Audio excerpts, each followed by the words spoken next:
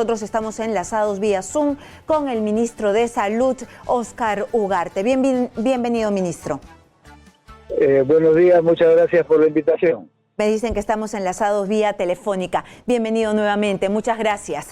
Muy bien, ministro, vamos a empezar con la coyuntura. Ministro, por favor, usted nos podría decir, se viene un debate en Arequipa. Este es un debate importante, es el debate presidencial, pero estamos viendo muchas voces que se levantan y que nos dicen desde diferentes esquinas que Arequipa está con las cifras un poco altas sobre los contagios de COVID-19. ¿Es coherente, no es peligroso que se haga un debate presidencial, un debate de esta magnitud allá en esa región? Porque va a haber indudablemente una movilización de gente. ¿Qué piensa usted?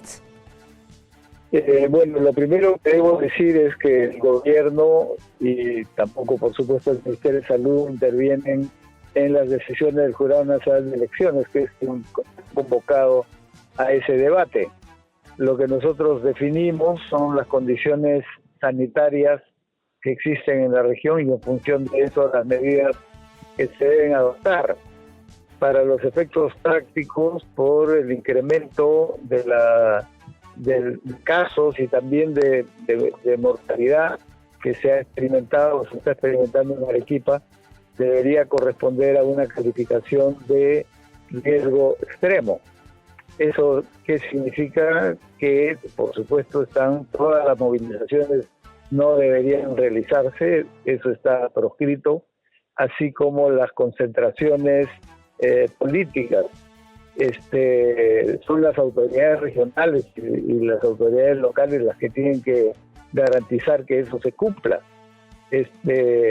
La situación desde el punto de vista sanitario está bastante difícil en Arequipa, porque a diferencia del resto del país, donde la tendencia es a la reducción de casos y de muertos, en el caso de Arequipa, ya por razones particulares, es una situación diferente. Y por eso mismo nosotros debemos, como autoridad sanitaria, ser exigentes en el cumplimiento de las normas. Eso implica que no deben haber movilizaciones, no deben haber concentraciones de cantidad de personas, y policía, las instituciones, las municipalidades deben hacer cumplir eso. El debate en sí, que es un debate cerrado, etcétera, no tiene mayor dificultad desde mi punto de vista, pero todo lo que viene acompañado, o sea, se sabe que se han desplazado diversos grupos políticos que seguramente van a querer actuar. Eso es lo que no debe permitirse y eso debería estar proscrito, ¿no?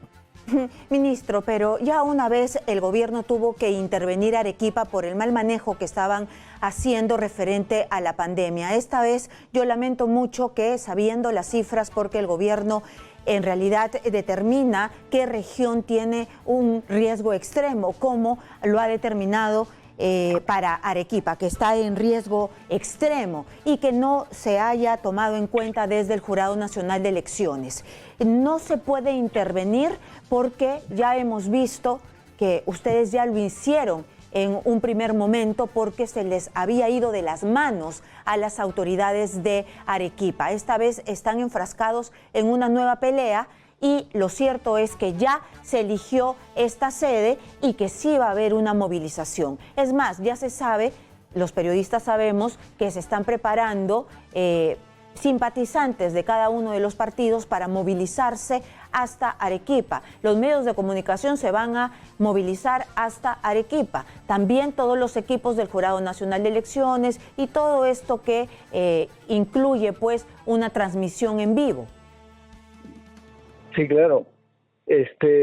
Pero como digo, esa es una función autónoma del Jurado Nacional de Elecciones. El gobierno no tiene por qué intervenir. Estaríamos interviniendo en el proceso electoral y una de las cosas que el presidente Sagasti ha dicho claramente es que hay neutralidad total, ¿no? sí nos preocupa la situación sanitaria, por supuesto, y es a eso a lo que me estoy refiriendo, que las condiciones en una provincia, en una zona donde el riesgo es extremo, son las que he resumido, aparte de que, por ejemplo, para asistir a locales de venta de alimentos o de lo que fuere, hay aforos que tienen que respetarse. Entonces, eso ya está perfectamente definido y son las autoridades de la región y locales las que tienen que velar por su cumplimiento. Uh-huh. Entonces, y sobre el debate en sí, allá en la zona, es el Jurado Nacional de Elecciones quien debería determinar. Entonces queda en las manos de las autoridades desde el día 1, es decir, el gobierno regional o las municipalidades pudieron decir aquí no se hace porque estamos en riesgo extremo y simplemente lo han dejado pasar. Mire, lo que nosotros sí estamos haciendo es reforzar las condiciones de vigilancia y atención allá en la zona. Estamos desplazando un primer contingente de 40 profesionales, 20 médicos y 20 enfermeras que van a reforzar allá las necesidades en la región. Aparte de equipamiento y medicamentos que se necesitan como consecuencia de este incremento de la pandemia en la zona. Pero como le digo, cada órgano del poder tiene sus funciones y en eso no podemos intervenir, ¿no? Muy bien. Nosotros acabamos de ver la presentación de nuevos integrantes al equipo técnico de Keiko Fujimori. Ustedes contaban con la participación, la ayuda técnica del señor Neuhaus. ¿Esto cómo lo ve usted? Es decir, ¿se les va un integrante técnico que los ayudaba para el proceso logístico de las vacunas? ¿Esto va a debilitar todo el mecanismo que armaron para avanzar más rápido con el tema logístico de las vacunas? No, en lo absoluto. Nosotros tenemos los organismos correspondientes para el manejo de las vacunas, tanto para la adquisición de vacunas, porque apareció ese comando vacuna que decía que tenía una gran injerencia en la adquisición. Mire, yo soy ministro de Salud, yo firmo los contratos y muchas de estas personalidades no las conozco. Nunca han emprendido directamente las negociaciones, las ha encabezado el propio presidente de la República y por supuesto el canciller y todo el equipo excelente que tiene Cancillería. Y para los efectos de la organización e implementación, eso corre por cuenta del Ministerio de Salud y todos los otros organismos como Salud, las sanidades, etcétera. Que el señor Neuhaus opte políticamente y vaya a apoyar al grupo de la candidata Fujimori es un problema estrictamente personal que no afecta en nada al trabajo que venimos desarrollando y no debilita en nada tampoco. Su función era como secretario ejecutivo de un organismo muy amplio que estaba integrado por Ministerio, Salud, PCM, etcétera. El señor Neuhaus renunció días atrás, seguramente para poder optar por esta función política, que es libre de hacerlo, pero eso no afecta en nada el desarrollo, al contrario, seguimos impulsando y cada espacio que se queda vacío se llena con el personal correspondiente. Pero de hecho que era una ficha que a ustedes les servía porque había sido un gran organizador en los Juegos Panamericanos, o si no, no lo hubiesen convocado. Pero no ha cumplido esa función en todo el proceso de vacunación.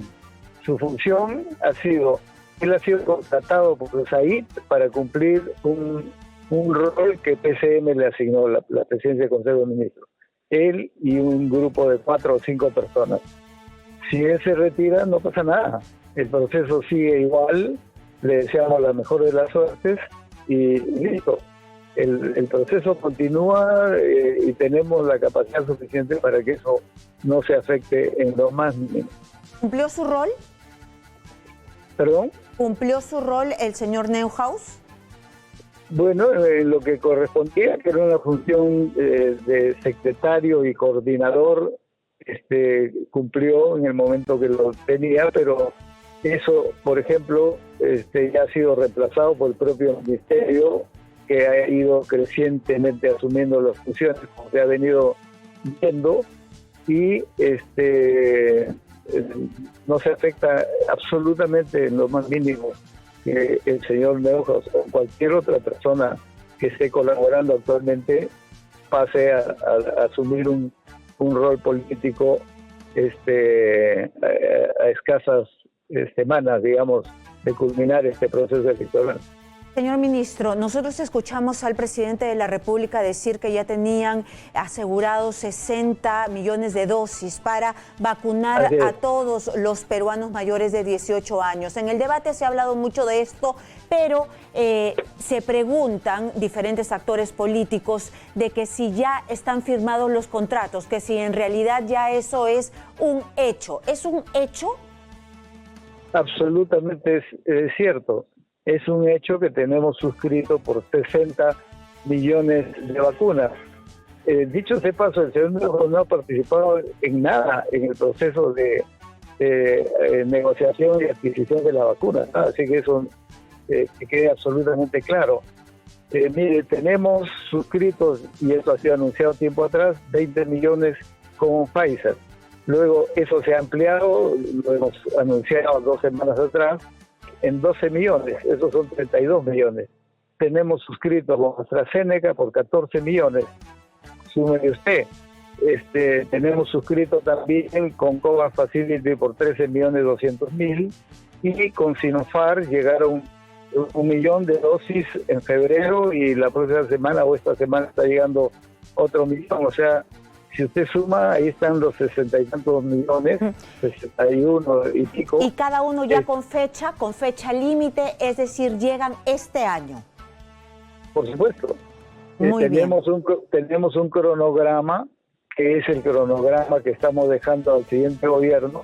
Nosotros vamos a aplicar más o menos un poco más de 10 millones. Eso quiere decir un poco más de 5 millones, quizás 5 millones y medio de personas, y vamos a estar dejando los otros 50 millones de dosis que van a ir llegando en julio, agosto, septiembre, octubre. Tenemos cronograma hasta diciembre, entonces no debería haber ninguna dificultad al respecto. ¿Van a dejar ustedes ya el cronograma para las personas de 50, 40, 30 años, 20, hasta los 18 años? Así es. Próximamente, en su momento, anunciaremos, porque se están precisando estas llegadas de las dosis futuras. Tenemos ya un cronograma bastante bien definido, por ejemplo, con Pfizer o con AstraZeneca y también con COVAX Facility, pero estamos terminando de recibir la confirmación de otras vacunas que están llegando, y en el momento que esto lo tengamos lo vamos a anunciar, de tal manera que el siguiente gobierno tenga no solo las vacunas, sino que tenga un cronograma señalado y tenga un equipo de implementación que es el que viene cumpliendo las labores ahora, y reforzado de tal manera que esté garantizado hasta diciembre este proceso de aplicación. Ministro, ayer en el debate el fujimorismo habló por primera vez de los niños. Ustedes ya han cerrado las negociaciones para todos los adultos, pero Pfizer ya comenzó a hacer, y Estados Unidos a vacunar a los niños a partir de los 12 años. Ustedes que han avanzado rápido, y eso sí hay que relevarlo, resaltarlo y admitir que hicieron lo que no hizo Vizcarra, y ahora el Perú, que parecía que estábamos en un hueco, tenemos una esperanza, y eso hay que aplaudirlo porque es un gobierno de transición que ha durado poco tiempo y ya tenemos las vacunas y lo estamos viendo. Entonces, ¿van a dejar, van a negociar, van a tratar de dejar vacunas para niños?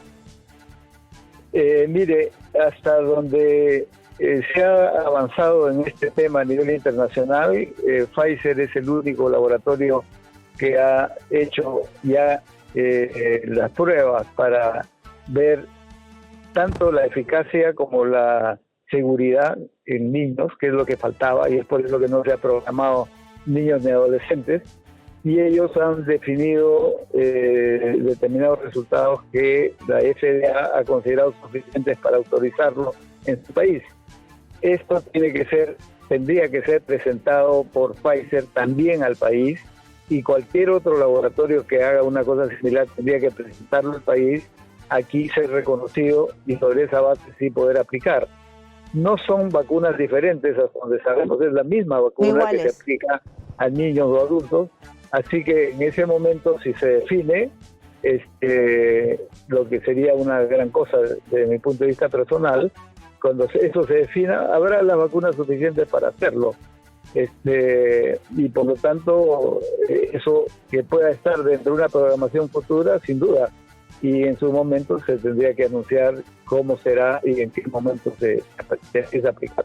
Se lo pregunto porque quiero saber si ustedes ya están analizando el tema, porque los niños están perdiendo clases escolares y somos, creo que, uno de los países que más clases escolares presenciales se han perdido, ¿no? Ustedes saben los inmensos problemas que tiene para la presencialidad y la virtualidad, sobre todo los niños más pobres, porque no han llegado con las tablets, porque no hay la internet, por un sinnúmero de problemas, y no ir a clases quiere decir que tampoco les llega los programas sociales, que también se quedan con sus agresores. Entonces sería importante, ¿ustedes están viendo este gran problema también? Sí, por supuesto, nosotros estamos atentos a lo que sucede a nivel internacional de diferentes temas.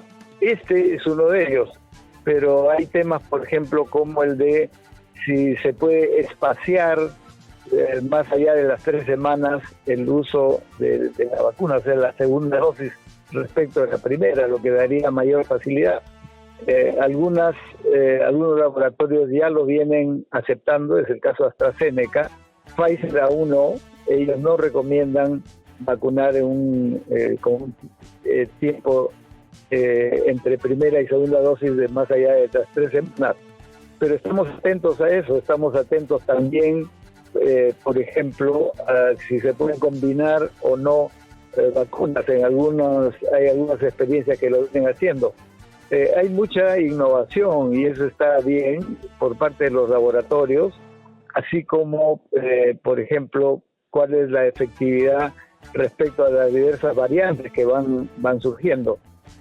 Nosotros estamos haciendo seguimiento a toda esa nueva información porque es absolutamente de interés para el país, y en la medida que eso aparece lo aplicamos. Por ejemplo, en el caso de Pfizer, ya ellos han demostrado ellos mismos que no se requiere menos 70 o menos 80 grados y que se puede hacer perfectamente con menos 20, menos 25. Eso ya lo estamos aplicando en el país. Entonces, en la medida que aparezcan situaciones nuevas, digamos, fundamentadas en avances científicos y estudios serios, nosotros los evaluamos y los aplicamos. Así que este tema de los niños es, por supuesto, de interés. No olvidemos que tenemos una gran experiencia en vacunación de niños, esa es nuestra principal experiencia. Tenemos la mayor cantidad de vacunas, de variantes de vacunas que se aplican en Latinoamérica. Nosotros tenemos 18 vacunas para 20 y tantas enfermedades, la mayoría es para niños. Entonces nuestra experiencia de vacunación en niños es muy grande y podríamos, cuando se decida, aplicar fácilmente a nivel nacional. Ministro, yo sé que usted tiene que mantener la neutralidad, pero sin decir ningún partido. Si es que a usted le piden que se quede en la cartera o que colabore porque conoce el tema de la pandemia, ¿se quedaría? No está eso en mi preocupación actual. Estamos concentrados en lo que hay que hacer y tenemos compromiso, obviamente, con el país y con el gobierno hasta el 28 de julio, y eso es lo que vamos a tener que hacer. Pero no descarta nada. nadie puede descartar nada, cualquier tarea en función del país hay que hacerla, pero esto ni ha sido planteado ni está en mis preocupaciones inmediatas. ¿A usted le preocupa en este momento todas estas? Y de nuevo, yo sé que me va a responder que es responsabilidad de las municipalidades y de los gobiernos regionales, pero ¿qué hacer desde el gobierno? ¿Qué hacer desde su ministerio? Porque después el Ministerio de Salud son los que van a responder por los muertos y los contagios. ¿Qué hacer con estas campañas, los mítines que no están respetando nada y parece que se realizan fuera de un contexto de pandemia? Bueno, nosotros reiteramos el llamado que se ha hecho ya, el propio presidente, la propia premier, han insistido en llamar a la conciencia ciudadana, en principio de los líderes políticos, para que no convoquen movilizaciones, y también a la conciencia ciudadana de las propias personas, los militantes, porque con eso, infringiendo las normas de sanidad elementales, no se están poniendo en riesgo solo ellos, están poniendo en riesgo a toda la sociedad, y eso es lamentable. Entonces creo que corresponde hacer una demostración de civismo y evitar hacer esas concentraciones, y a las autoridades les compete hacer cumplir las normas justamente para que ese riesgo se minimice, ¿no? Ministro, ahora que las cosas se han puesto bastante complicadas porque hemos visto las cifras de la pobreza, hay millones de peruanos que han ingresado a la extrema pobreza, la clase media también se ha visto muy golpeada y ha ingresado a la línea de la pobreza. ¿Cómo se va a hacer para que la anemia no cunda, para ayudar alimentariamente a esas personas que no tienen qué comer? Hay peruanos que han dejado de comer 1 o 2 días según cifras internacionales. ¿Y cómo se está haciendo? Porque eso también es un problema de salud pública. Sin duda. Bueno, ya el señor presidente en su mensaje a la nación anunció que hay un conjunto de medidas orientadas a ese fin, a luchar contra la pobreza y particularmente a mejorar los ingresos de los sectores más pobres. Esto se va a seguir discutiendo y aprobando. Estoy seguro que en este Consejo de Ministros del miércoles habrán nuevas medidas que se anunciarán ese mismo día, pero desde salud también tenemos mucho por hacer, porque la pobreza se genera no solo por menores ingresos, se genera también por exceso de gastos, y la pandemia en salud es un exceso de gasto muy grande. Ya se sabe que el gasto de bolsillo, sobre todo en los sectores de los quintiles más bajos, el 60 y tantos % es medicamentos. Por lo tanto, resolver ese punto y asumir el estado de esos gastos es una forma de luchar directamente contra la pobreza. Eso lo hemos discutido en el Consejo de Ministros anterior, y sobre esa base se ha aprobado un decreto de urgencia por 250 millones de soles para el Seguro Integral de Salud, para garantizar la incorporación de 2 millones de personas que son las que faltaban incorporarse al aseguramiento universal, pero a la vez para financiar los servicios de tal manera que estén en capacidad de poder atender. Eso implica para comprar más medicamentos, insumos, oxígeno, etcétera. Entonces, desde salud sí se puede luchar también contra la pobreza, y uno de los principales factores, aparte por supuesto de salvar la vida de nuestros compatriotas, es garantizar que el gasto de bolsillo se reduzca al mínimo, por lo menos en lo que se refiere a gastos en salud. Ministro, ¿cómo se va a hacer para la reprogramación de las personas que les toca en las épocas de votaciones, el domingo de las votaciones? Y también tengo otra pregunta, ¿no? Que hay personas que de repente se equivocan, de repente no van en su fecha. ¿Pueden recibir 2 vacunas distintas? A ver, sobre lo primero, en realidad no necesitamos reprogramar, porque esas fechas todavía no estaban programadas. Muy En bien. general, decíamos que se tiene que vacunar, pero lo que estamos haciendo ahora es programar tomando en cuenta eso, de tal manera de que podamos cubrir lo que esos días requerían bajo otra modalidad de... hay determinados días que, por ejemplo, corresponde las segundas dosis de cualquiera de las vacunas. Lo que vamos a hacer es programar de manera tal que sea una distribución más pareja entre los diferentes días, entre primeras dosis y segundas dosis, y a través de ese mecanismo hacer un mejor uso de nuestra capacidad de vacunación. Entonces, estamos viendo también ampliación de centros de vacunación, de tal manera que en los días que sí podemos vacunar, se vacune mayor cantidad de personas. Eso es, digamos, una situación inevitable, entonces lo que estamos haciendo es tomar las medidas necesarias de organización y de planificación para que en el conjunto no nos afecte y cumplamos las metas que tenemos previstas. Muy bien, y nunca recibir una vacuna distinta.